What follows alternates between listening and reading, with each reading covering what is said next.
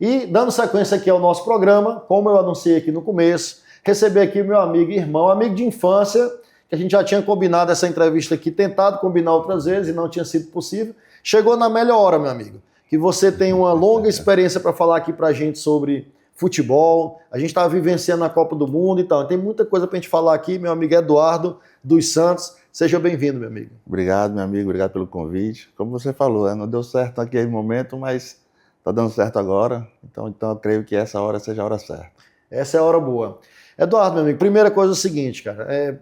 Primeiro lhe falar, lhe comunicar, talvez já tenha falado isso em outros momentos, mas aproveitar aqui o nosso programa para reforçar isso, a nossa alegria, o nosso orgulho de tê-lo, né, como um amigo, como um profissional, um ex-profissional do futebol e que levou o nosso nome do Piauí para tantos lugares desse mundo e que vivenciou, que passou por todas as fases e as etapas que a gente sabe que parece que a história do jogador de futebol é só as mil maravilhas, mas tem dedicação, tem renúncia, né? tem sofrimento, tem frustrações, nem tudo é as mil maravilhas, é isso, Eduardo? Então, assim, conta um pouquinho pra gente da sua história, como é que o futebol chegou até a sua vida e como é que foi passar por essas fases e até se tornar profissional. Bom, doutor, como você bem falou, né, nossa amizade já começa de muitos anos, né, através dos nossos pais.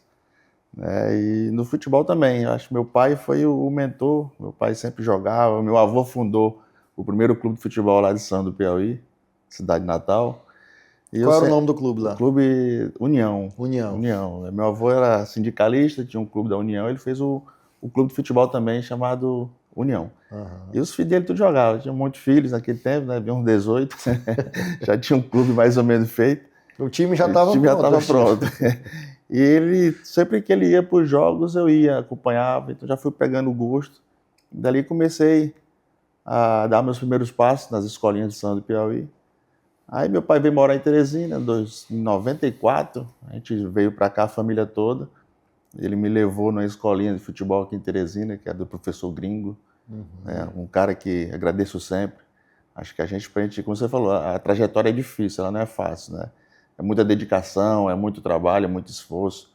Na dedicação dos nossos pais também, acho que se não fosse meu pai, eu não teria conseguido chegar onde eu cheguei. Né? Me levou e de lá eu fui para o Flamengo do Piauí, em 96, já na base ainda, com o seu Raimundo. E 2 anos depois eu já estava no profissional, com 18 anos, 17, 18 anos. Eu já estava no profissional do Flamengo do Piauí e foi tudo rápido, né? 3 anos profissionais e apareceu a situação para mim ir para a Suíça e dali começou minha trajetória internacional. E no começo sempre é mais, né, a gente sabe que talvez tudo que a gente vai fazer na vida, o começo ele tem lá suas necessidades a mais de dedicação. Qual foi, talvez, Eduardo, isso vale em qualquer âmbito, pode ser no âmbito familiar, na saudade de casa, de repente o contato com os amigos, às vezes problema financeiro, porque você vai para uma outra região e que nem sempre você tem toda aquela comodidade, aquela estrutura. Qual foi as principais dificuldades? Eu acho que a principal dificuldade foi no começo aqui mesmo, né? Eu acho que uma família batalhadora, que não tinha muita condição ali naquele tempo. E eu tive muitas pessoas passadas na minha vida que me ajudaram, né? Tem um cara que eu nunca esqueço, que é um amigo do meu pai, era motorista da Cidade Verdes, né? Uma empresa de ônibus aqui, que muito pessoal do São do Piauí trabalhava nela na época. E eu lembro que ele fazia uma rota do Promorá ao Mucambinho, aí passava até o Lourival Parente, onde a gente treinava, era o Parentão antigamente. E ele pegou e falou comigo: Eduardo, sempre que você for, estou passando nesse horário aqui, se você passar aqui você não paga. E talvez se não fosse por ele eu teria desistido, né? Porque não é fácil estar sempre na luta de correr, de ir caminhando no sol, às vezes não tinha dinheiro para pagar um ônibus. E esse momento foi muito difícil. Aí depois que chegou na Europa, teve outros momentos difíceis, né? Cada mudança saía passando por uma situação complicada, adaptação. Quando eu cheguei na Suíça, nunca tinha saído do Brasil, não sabia falar nenhum idioma, né? E daí você chegar na Suíça, na parte alemã, que é mais difícil ainda, sozinho, foi fácil não. Clima, mas eu cheguei no verão. Chegou no verão. Né? Tive um tempo para adaptar e peguei o frio começando desde o começo, você vai se adaptando com mais facilidade, vamos dizer assim. E assim, Eduardo, A gente vive atualmente um momento de Copa do Mundo, né? E nós somos ainda, apesar de talvez algumas dificuldades ainda, nós ainda somos considerados o país do futebol e é natural que toda criança, jovem, tenha um sonho de se tornar um jogador profissional. E muitas vezes o sonho não é só do jovem, da criança, é um sonho da família inteira. Que tipo de cuidado, a gente no nosso programa aqui, a gente quer Vida Mais, a gente fala sempre de temas relacionados à saúde, a bem-estar, à preparação física e tudo.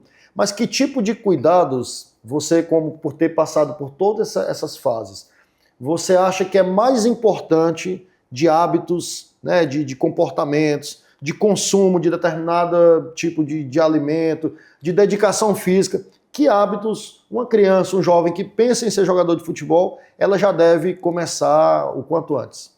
Doutor, eu sempre falo que sobre atleta, né, você ser um atleta, você tem que começar desde novo, né? O maior exemplo que nós temos como atleta no futebol mundial, que eu tenho, que eu acho, não acho o melhor atleta, o maior jogador do futebol, mas o maior atleta é o Cristiano Ronaldo. Você tem um cara que você deve se ter como exemplo, né? Um cara que se dedica desde o começo, né? Desde criança, desde jovem, dedicado, alimentação bem, dorme bem. Eu acho que é muito importante você ter esses hábitos, né? Uma boa alimentação, né, um bom descanso. Acho que faz tudo o treinamento é muito forte, então o descanso também faz parte, né, do treinamento. Então é importante você ter esse hábito de treinar e descansar. E bebidas, né, você tem que controlar, você tem que tentar o máximo possível beber água, sucos, né, evitar essas bebidas mais industrializadas que um momento da sua vida você vai sentir. A realidade é essa.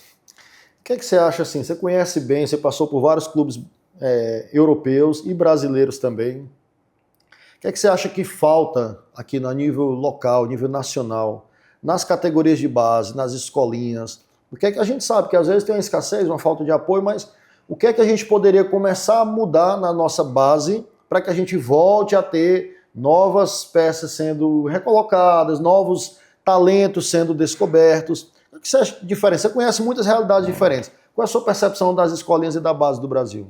Eu acho que hoje no futebol brasileiro nós estamos preocupados em formar, como é que eu posso falar? Formar jogadores para ganhar dinheiro. Né?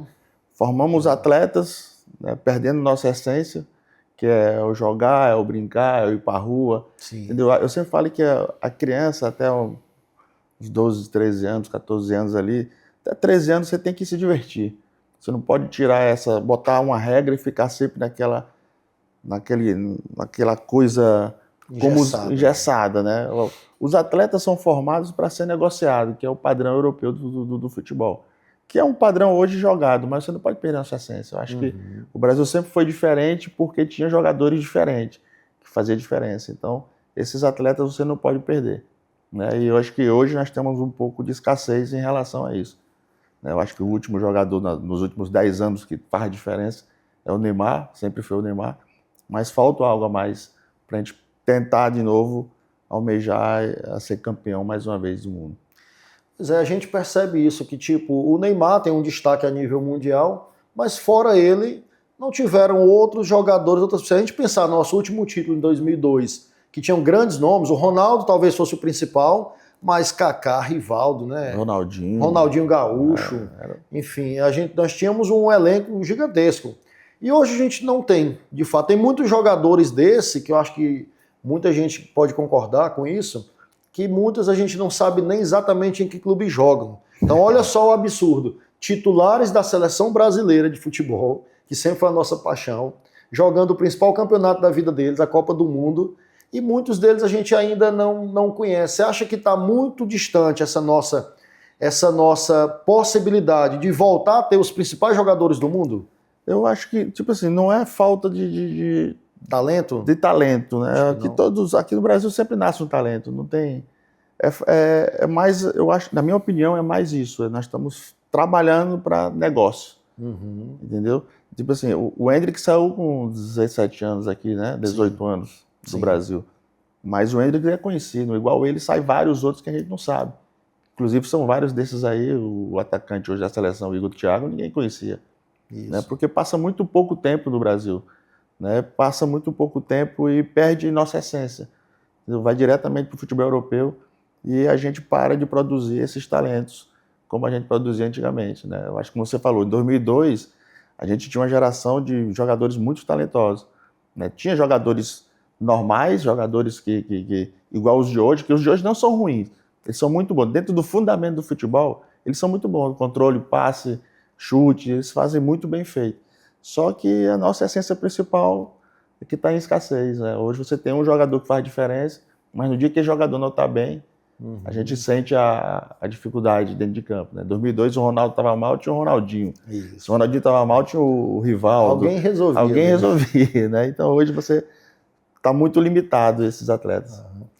Meu amigo, enquanto você falava aqui, e eu vou preparar, viu, Renan, nosso amigo da For Live aqui que faz a nossa edição, enquanto eu estiver falando aqui, para a gente colocar algumas fotos do prazer, Eduardo, que eu tive de lhe visitar, meu amigo, nessas fotos aqui que a gente vai mostrar. Mais precisamente, eu vou lhe dizer, julho e agosto de 2011. Você estava lá na França, Lens, como é que a gente pronuncia Pronuncia em francês Lens. Lens. Mas é Lens. E eu estava ali pertinho na Alemanha, aprendendo em cirurgias diferentes, e aí a gente mantendo contato, não tinha WhatsApp naquela época, era MSN, né, alguma coisa assim.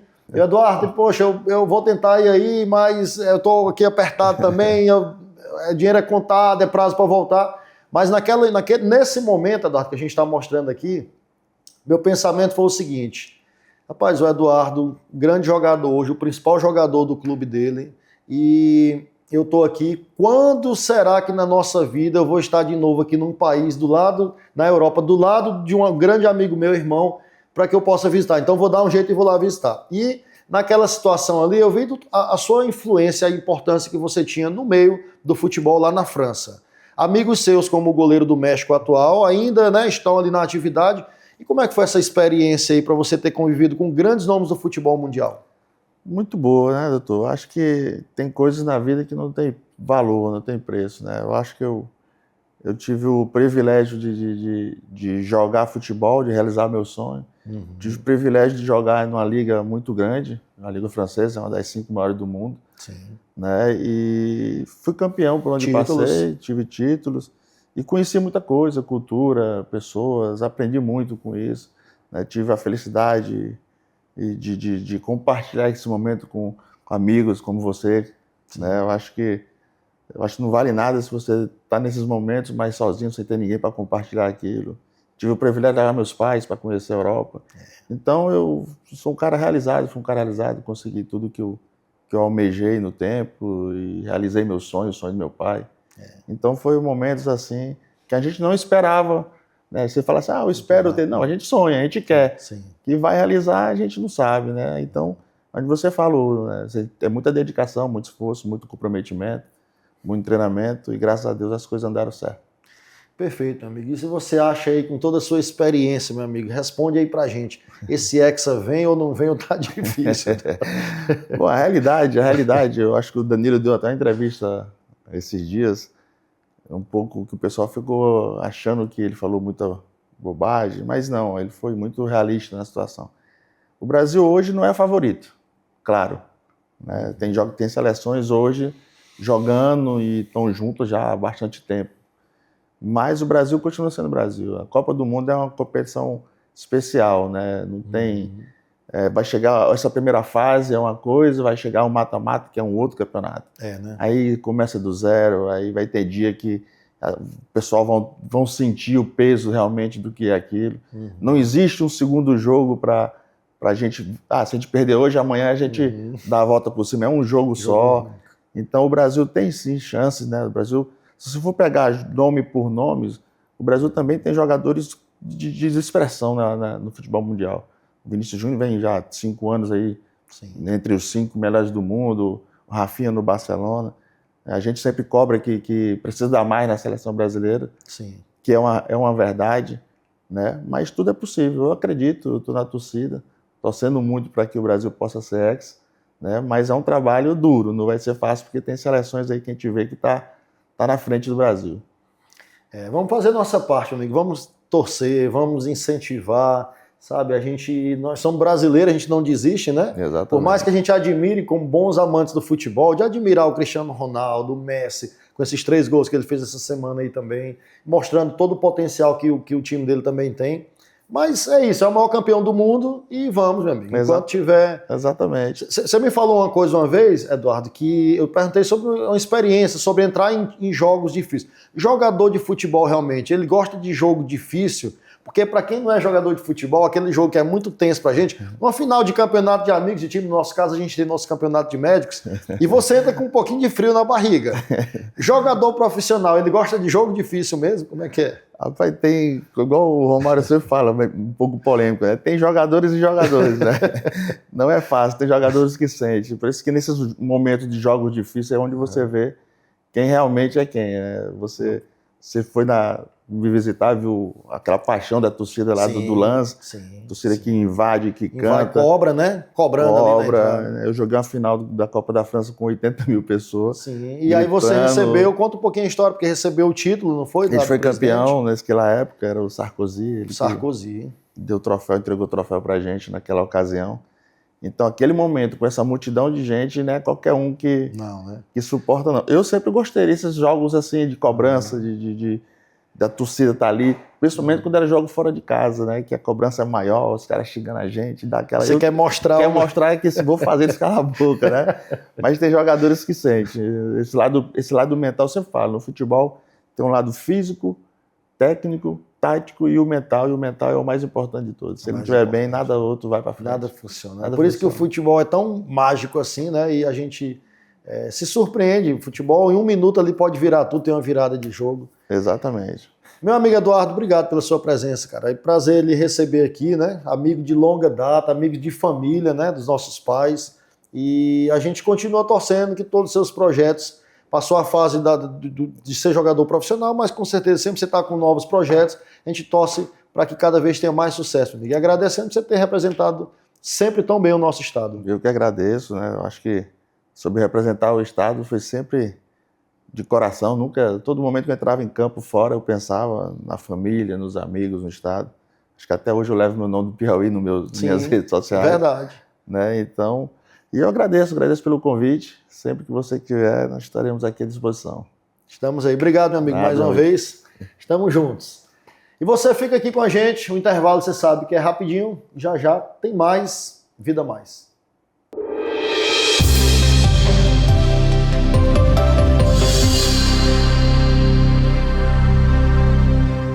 Programa Vida Mais. Patrocínio Santa Fé, Centro Hospitalar e Maternidade, Centro Clínica, Rua Félix Pacheco, 1972, Centro-Sul. Unicet, é muito mais que tecnologia. LogMed, saúde fácil. Unimed Teresina, cuidar de você. Esse é o plano. Construtora estrutural, edificando sonhos. Core Clínica, uma clínica carinhosamente pensada para você. Rua Coelho de Resende, 483.